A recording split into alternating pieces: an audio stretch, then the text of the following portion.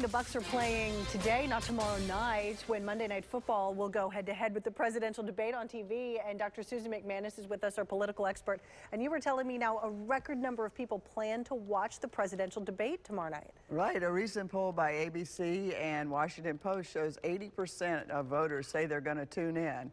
It's projected to be as high as 100 million people, which would break all records for a presidential debate. Trump and Clinton right now going in tied in the polls.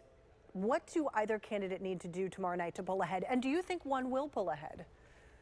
They just can't stumble and say something that is ridiculous that gets replayed over and over and over again. And the chances that that happens? A lot of people think so. They're going to tune in, not so much to hear about their policy stances, but they will be talking about security and the economy and the direction of the country. But people are going to be tuning in to see them side by side, and that's the utility of a debate. How do they react to each other? Are they professional, or do they just get down into the dirt too quickly? But people are regarding this election as more of a personality-based fight than a policy fight at this point. What do you think either candidate should be preparing on? Do you think either one of them is going to stick to the same talking point the whole night? Absolutely not, because I think the questions themselves won't allow that. But they're also going to be able to react to each other. And what this debate, it's 90 minutes long, is forcing them to do is to be able to have more than just 2 or 3 talking points. They have to show a little bit of depth of knowledge about things.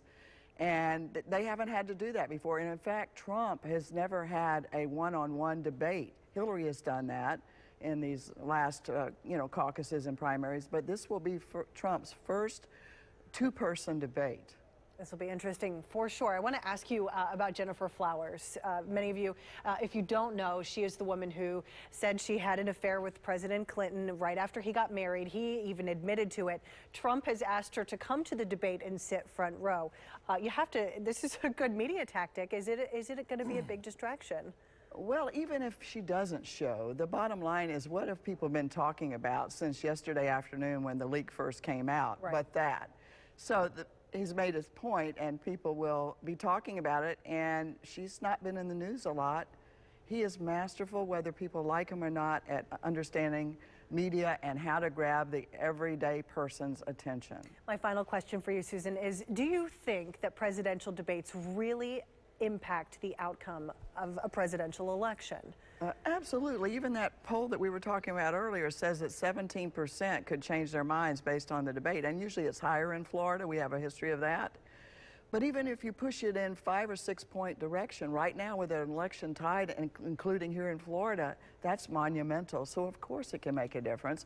But there are 3 debates. This is just round 1 coming up. Interesting to see. Nonetheless, safe travels to New York tonight. Dr. Susan MacManus will be there for us with analysis before and after the debate Monday night. Of course, you can watch it right here on ABC Action News. We'll be right back.